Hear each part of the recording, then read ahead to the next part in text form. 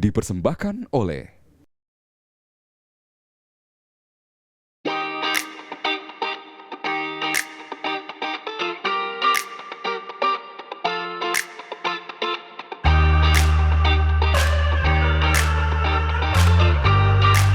Tren investasi di Indonesia beberapa tahun belakangan ini semakin berkembang. Seiring dengan meningkatnya literasi keuangan di masyarakat, termasuk di dalamnya pendanaan berbasis syariah. Nah, seperti apa minat masyarakat dalam investasi dan juga pendanaan berbasis syariah? Bersama saya Bella Fauzi, inilah 30 Minutes with Kozwa.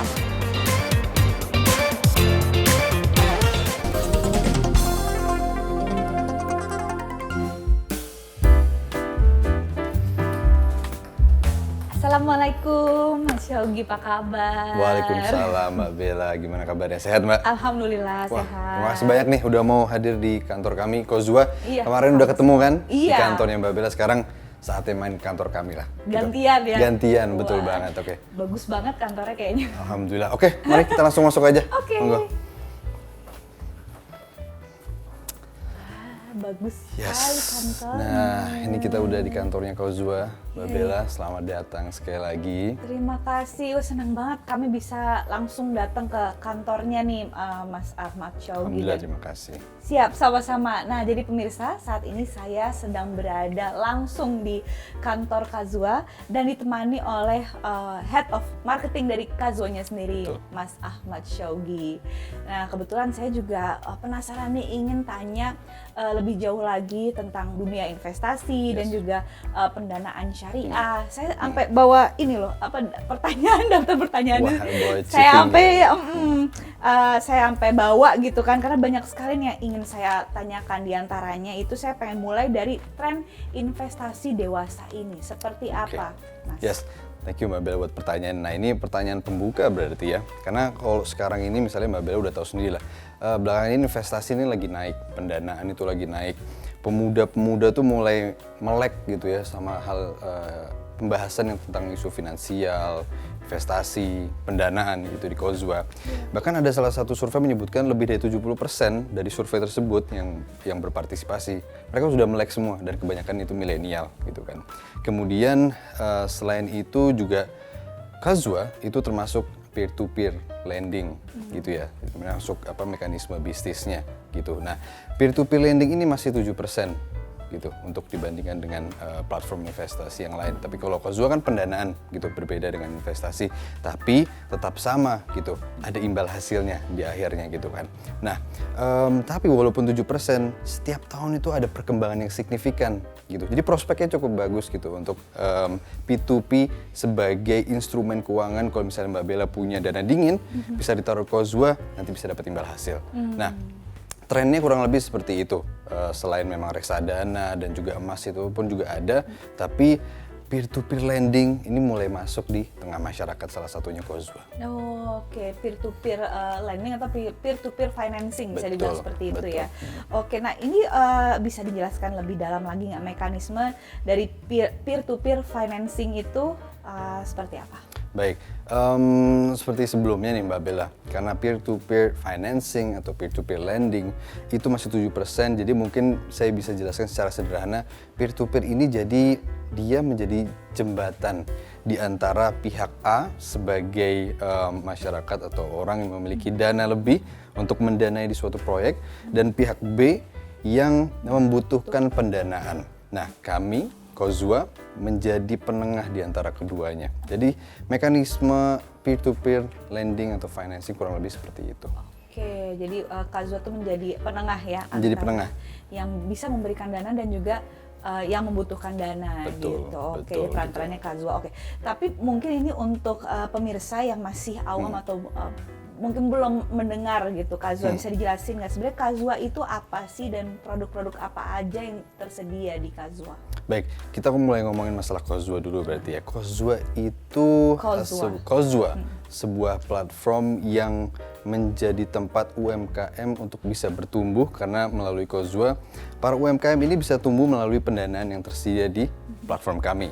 Itu hal pertama. Hal kedua adalah masyarakat yang punya dana dinginnya, yang nggak tahu ini punya duit 100 juta, 10 juta, nggak tahu mau dikemanain.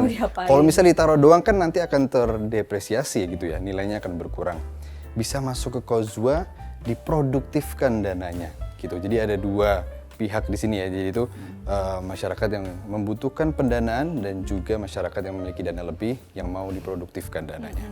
Oke, nah ini berarti bilangnya tuh pendanaan ya? Pendanaan, betul. Soalnya iya konsepnya mirip seperti investasi tapi ini kan berbasis syariah. Berbasis syariah, betul Pak. Oke, baik. Lantas nih misalnya, kalau misalnya saya ikut di pendanaan untuk program-program yang ada di Kozua gitu. Aku mewakili netizen ya atau pemirsa gitu ya.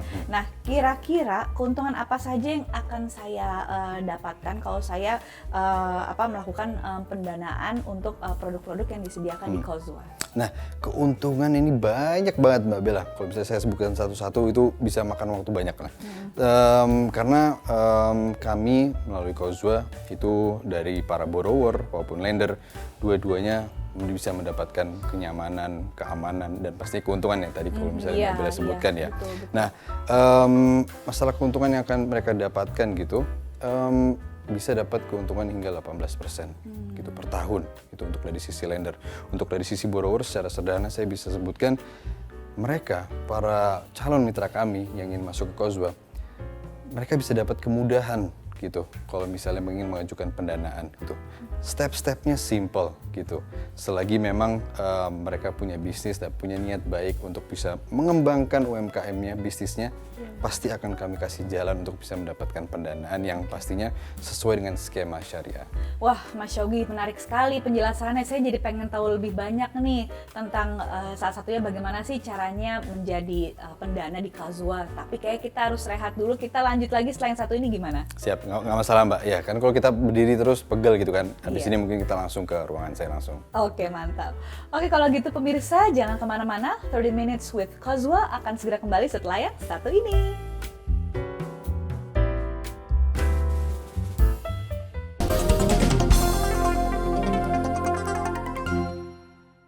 Dipersembahkan oleh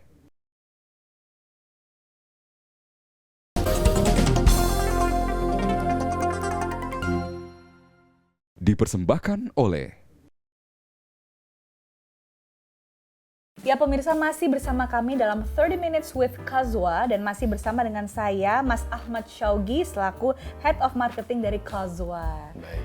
Wah, ini terima kasih sudah diajak ke ruangannya di kantornya, nyaman sekali. Alhamdulillah. Mas Shogi. Nah, aku mau langsung lanjut pertanyaan yang tadi ya, karena aku tadi kan bilang saya tuh tertarik dengan gimana sih caranya menjadi salah satu pendana di Kozua gitu. Nah, gimana caranya supaya saya dan orang-orang yang mungkin berminat juga bisa turut menjadi pendana di Kozua dan berapa standar minimumnya? Oke, baik. Sebelum saya menjawab mungkin minum dulu kan? Oh iya, biar benar. kita relax sedikit gitu kali ya. Oke, baik, iya. Oke. Siap, bismillahirrahmanirrahim. Ya, menjawab pertanyaan tadi ya, gimana kalau misalnya Mbak Bella atau siapapun di luar sana yang mau mendaftar dan mau merasakan kenyamanan, keuntungan di Kozua gitu ya. Sebagai lender atau pendana, sederhana sebenarnya. Hanya dibutuhkan KTP dan NPWP gitu. Selain HP, pastinya ya, karena butuh HP, teman-teman harus download dulu. Karena Kozua ini sudah tersedia di iOS dan Android. App Store maupun Play Store sudah tersedia. Teman-teman tinggal, nanti Mbak Bella tinggal search aja Kozua, langsung sudah bisa itu. Nanti dia muncul paling atas, di-download, kemudian masuk, kemudian registrasi, mengisi namanya siapa, kemudian detail-detailnya. Lalu juga ada harus yang didaftarkan yaitu KTP dan NPWP. Setelah itu kemudian nanti akan kami verifikasi profilnya dan bisa mendanai setelah itu dan dimulai dari 1 juta. Gitu. Jadi untuk mendanai di Kozua minimalnya 1 juta dan kelipatannya. Udah gitu. bisa ya. Jadi semudah itu. 1 juta langsung bisa mendanai di berbagai proyek yang kami sediakan di platform Kozua. Oke, untuk proses pendaftaran, registrasi sampai terverifikasi itu biasanya memakan waktu berapa lama? Tidak lama pastinya ya, karena satu hal yang kami harus pastikan itu adalah setiap pendana memiliki profil yang Data asli gitu ya, maksudnya bukan yang bodong gitu ya. Itu kan kami harus menjaga kenyamanan dari sisi borrower juga. Pasti. Gitu. Nah, tidak lama karena yang paling penting itu adalah verifikasinya aja. Kalau misalnya untuk mengisi profil itu 10 menit cukup, kemudian nanti akan diverifikasi kurang lebih 1 hari kerja paling lama yang bisa dibilang seperti itu. Itu relatif cepat sih menurut cepat. saya. Oke, tapi yang buat saya penasaran nih sebenarnya seberapa aman sih untuk kita menaruh dana di dalam Kazua? Ada nggak garantinya untuk itu? Baik, kita udah mulai masuk masalah keamanan gitu Iya. ya. Ini concern banyak masyarakat karena sekarang ini lagi naik nih Mbak Bella, isu-isu tentang platform fintech yang bisa dibilang tidak punya kredibilitas, tidak bisa dipercaya, dan malah akhirnya para pendana yang menaruh dananya di sana, mereka jadi kehilangan dananya gitu, kreditnya macet, kurang lebih bisa dibilang seperti itu. Jadi trust issue juga. Trust issue juga gitu. Nah, kami di Kazua untuk bisa menjawab concern tersebut, pertama kami sudah berizin dan berlisensi diawasi oleh OJK. Gitu. Itu satu hal yang patut dicatat oleh teman-teman di luar sana karena ada salah satu survei yang menyebutkan bahwa jika ada seseorang mau berinvestasi atau mau mendanai, hal pertama yang dia perhatikan adalah apakah platform ini sudah berizin dan diawasi oleh OJK? Kalau iya, maka dia akan mau mendanai. Nah, itu hal pertama kami untuk menjamin keamanannya gitu ya. Kami pasti berusaha untuk memberikan kenyamanan, keamanan untuk semua usernya. Kedua, dalam sisi proyeknya. Jika ada proyek masuk di Kazua sebelum dikampanyekan gitu ya, sebelum misalnya Mbak Bella mau mendanai, proyek tersebut akan melalui yang namanya due diligence, assessment yang prudent atau secara hati-hati bisa kami bilang gitu. Karena untuk memastikan bahwa bisnis atau proyek yang akan didanai ini, balik lagi, mereka punya kredibilitas, mereka punya prospek yang bagus supaya nanti juga bisa memberikan kepercayaan kepada para lendernya gitu. Selain itu, selain adanya assessment sebelum proyek itu hadir di Kazua, yang ketiga adalah adanya agunan atau kolateral gitu. Nah, agunan sama kolateral ini bisa dibilang jaminan gitu. Kalau misal amit-amit gitu ya, kredit macet atau maksudnya gagal bayar bisa dibilang gitu ya. Kalau kami di Kazua secara syariah ada agunan atau kolateral yang bisa penjamin dana-dana yang sudah didanai di proyek tersebut. Jadi secara sederhana 3 hal tersebut yang kami hadirkan sebagai komitmen kami untuk bisa menjaga keamanan di Kazua.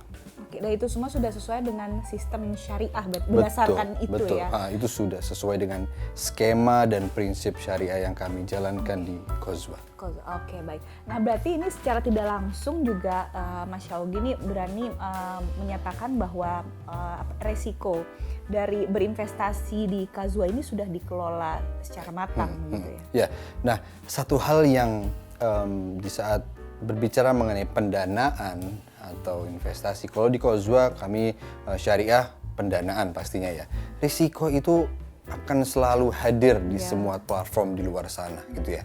Yang membedakan adalah apakah risiko itu sudah terkelola atau belum gitu. Nah, di Kazua risiko tersebut sudah terkelola dengan beberapa pendekatan yang tadi sudah saya sebutkan. Tadi yang pertama sudah berlisensi, sudah diawasi oleh OJK, kemudian adanya due diligence assessment yang hati-hati di setiap proyek yang masuk di Kazua, dan juga adanya agunan dan kolateral yang bisa menjadi jaminan. Jadi balik lagi, risiko pasti ada, tapi yang membedakan apakah platform tersebut bisa mengelolanya dengan baik. Di Kazua sudah ada sistem pengelolaan untuk risiko tersebut. Oke, dan kalau misalnya ingin tahu lebih banyak tentang sistemnya juga bisa dijelaskan secara gamblang ya. Betul. Karena semuanya berdasarkan sistem ekonomi syariah begitu. Betul. Ya Mas ya. Oke, baik. Saya ingin mengkaji lebih dalam tentang itu, tapi nampaknya kita harus rehat dulu. Kita akan lanjut lagi setelah yang satu ini ya, Mas Syawgi ya. Baik. Oke, baik. Pemirsa, jangan kemana-mana, tetaplah bersama kami dalam 30 Minutes with Kazwa.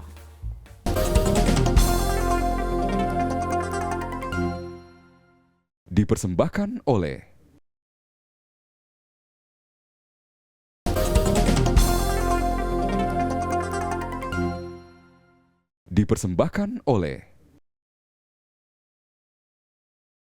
Ya pemirsa, masih bersama saya Bella Fauzi dalam program 30 Minutes with Kazwa dan masih ditemani oleh Mas Ahmad Syaugi selaku Head of Marketing dari Kazwa.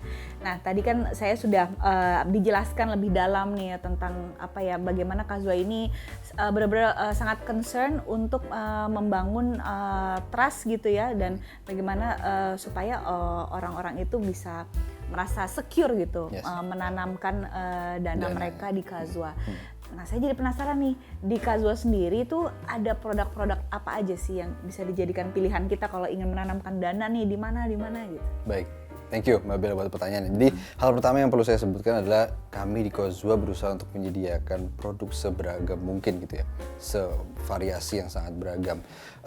Pertama yang saya bisa sebutkan, di Kazwa ini ada produk pendanaan properti berbasis properti, kemudian ada produk pendanaan berbasis UMKM, yang dimana untuk UMKM ini kami tidak batasi gitu ya untuk industrinya, tapi selagi memang selaras dengan prinsip syariah yang kami jalankan di Kazwa.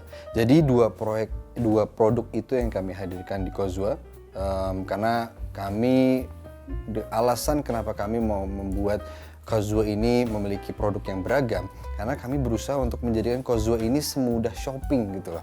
Karena kami berbasis aplikasi gitu ya, bisa diakses 24/7, 24 jam selama seminggu. Seharusnya memang mudah ya. Mudah, iya kan? nyaman, inklusif gitu ya. Maksudnya semua orang bisa akses, bisa diakses dan semua. Betul, gratis gitu kan.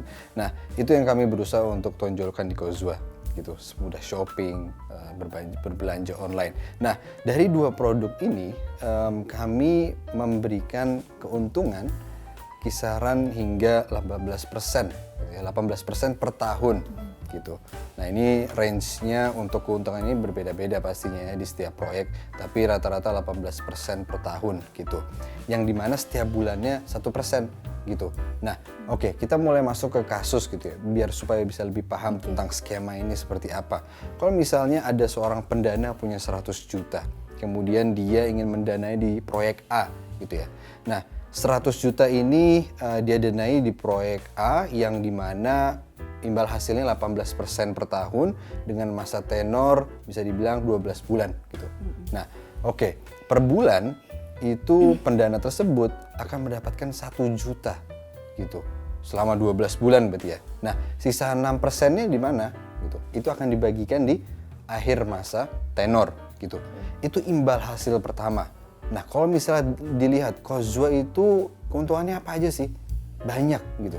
Sayang kalau misalnya nggak dipakai oleh teman-teman di luar sana yang ingin mendanai dan ingin mendapatkan keuntungan gitu ya. Keuntungan pertama, ada yang namanya imbal hasil proporsional. Nah, imbal hasil proporsional ini didapati dari dana yang didanai itu akan mendapatkan imbal hasil di awal masa kampanye, bisa dibilang seperti itu. Jadi selagi memang proyek itu belum berjalan dan masih dalam tahap mendanai pendanaan, mereka akan dapat imbal hasil proporsional. Itu keuntungan pertama. Keuntungan kedua, imbal hasil setiap bulan. Jadi serasa gajian bisa dibilang gitu Mbak Bella. Yang ketiga, imbal hasil yang lainnya gitu ya. Ini akan didapati di akhir masa tenor, menyeluruh gitu, imbal hasil menyeluruh gitu. Nah, imbal hasil yang per bulan ini serasa gajian yang di setiap tanggal 25 gitulah. Jadi kami selalu mengkaitkan dengan itu. Jadi keuntungannya sangat banyak gitu untuk di Kazwa. Nah, ini kan dari segi keuntungan ya. Kalau misalnya pendana itu tertarik untuk mendanai produk-produk yang ada di Kazwa. Tapi sebenarnya apa sih yang paling membedakan Kazwa dengan investasi serupa gitu, atau mungkin yang non syariah gitu? Apa yang membedakan atau menjadi kelebihan di Kazwa? Baik, thank you. Nah, ini pertanyaan banyak orang gitu ya, Mbak Bella. Tadi saya sudah sebutkan bahwa kami di Kazwa menawarkan keuntungan hingga 18% per tahun. Pasti banyak orang di luar sana yang bertanya, 18% ini dari mana gitu ya. Nah, 18% ini itu didapati dari skema peer-to-peer lending atau financing yang memang rata-rata imbal hasilnya seperti itu. Nah, Kedua, didapatkan dari imbal hasil proyek tersebut. Jadi ada yang namanya return of investment atau imbal hasil yang tinggi dari sisi borrower, dari sisi penerima pendanaan. Kemudian imbal hasil 18% itu masuk dari situ. Gitu. Yang ketiga, itu dari pengelolaan risiko yang tadi di awal kita membahas. Jadi karena risiko tersebut sudah terkelola dengan baik, jadi pengelolaan tersebut memaksimalkan keuntungan para pendana gitu. Nah, itu angka 18%. Kemudian apa yang membedakan dengan produk pendanaan atau investasi lainnya gitu. Karena mungkin sekarang masih masyhur gitu ya, masih dikenal luas. Ada yang namanya reksadana, ada yang namanya deposito atau emas. Keuntungan per tahun dari proyek-proyek dari produk-produk investasi tersebut itu bisa dibilang per tahun 6%. Gitu. Emas mungkin akan lebih kecil gitu ya, karena memang investasi jangka panjang gitu. Kalau peer-to-peer lending atau financing di Kozua menawarkan hingga 18% per tahun. Jadi itu perbedaan yang pertama gitu ya. Namun bisa dibilang Kozua hadir ini bukan untuk menyingkirkan gitu ya posisi perbankan gitu. Karena kami ini Kozua ingin menjadi platform yang memaksimalkan atau menambahkan gitu ya aspek-aspek yang dimiliki oleh perbankan. Jadi bukan menyingkirkan tapi melengkapi instrumen dari perbankan.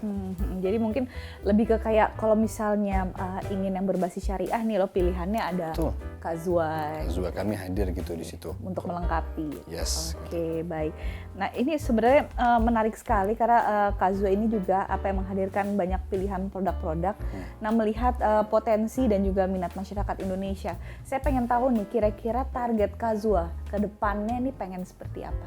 Baik, target Kozua ke depannya pastinya kami sebagai platform financial technology gitu ya, dengan skema atau prinsip syariah kami ingin menghadirkan kenyamanan, keamanan, dan keuntungan dari sisi para pendana gitu ya. Kami ingin Kozua ini menjadi pintu pertama yang masyarakat buka di saat ingin memproduktifkan dananya gitu. Misalnya punya dana 100 juta. Kalau misalnya hanya ditabung saja, 100 juta itu akan terdepresiasi gitu dengan berjalannya waktu gitu. Betul. Namun jika diproduktifkan melalui Kozua, dana pensiun apalagi misalnya, jika didiamkan kurang gitu. Tapi jika diproduktifkan melalui Kozua, pastinya akan mendapatkan imbal hasil dan insya Allah mendapatkan keberkahan karena dari skema syariah, prinsip syariah yang kami jalankan di operasional di sini. Lebih seperti itu. Oke, apakah karena itu kita harus memproduktifkan dana di Kozua? Betul, karena penting sekali untuk bisa memproduktifkan dana. Karena kalau misalnya kita tidak memproduktifkan dana, balik lagi, angka nominal uang itu pasti akan terdepresiasi, jadi harus diputar terus, diproduktifkan terus gitu kan. Dan caranya mudah kalau misalnya di Kozua gitu ya. Mungkin saya akan berbicara ke teman-teman di luar sana. Kozua ini hadir secara App Store maupun Play Store. Jadi bisa langsung diakses di kedua platform tersebut. Tinggal klik Kozua kemudian tinggal di-download. Free gitu, gratis, tidak ada biaya apapun. Kemudian masuk, registrasi, nanti kami akan verifikasi. Kemudian langsung mendanai semudah itu dimulai dari 1 juta dan kelipatannya. Kalau misalnya pengen tahu lebih jauh gitu ya, misalnya Mbak Bella teman-teman di luar sana, bisa langsung datang saja ke website kami kozua.id, Instagram kami kozua.id, atau kalau misalnya mau bertanya secara langsung dengan customer service kami, bisa langsung ditelepon 0821 4000 5200. Sekali lagi 0821 4000 5200. Jadi mudah sekali Mbak Bella untuk teman-teman di luar sana yang ingin memproduktifkan dananya melalui Kozua. Iya betul, dan juga sudah ada website, Instagram, dan juga udah ada nomor hotline yang bisa dihubungi oleh pemirsa. Betul, dan sekali lagi Mbak Bella, bagi teman-teman yang ingin langsung datang ke kantor kami punya kantor di South Quarter, Tower A, lantai 11. Jadi ada kantor fisiknya juga. Betul, bisa langsung didatangi dan kantornya bagus sekali, Masya Allah. Alhamdulillah. Terima kasih banyak Mas Ahmad Syawgi untuk waktunya ya. Saya doakan semoga Kozua semakin berkembang dan semakin menjadi berkah bagi semuanya, rahmatan lil alamin. Amin. Pemirsa, demikianlah 30 Minutes with Kozua. Atas nama seluruh kerabat kerja yang bertugas, saya Bella Fauzi mohon undur diri. Terima kasih dan sampai jumpa.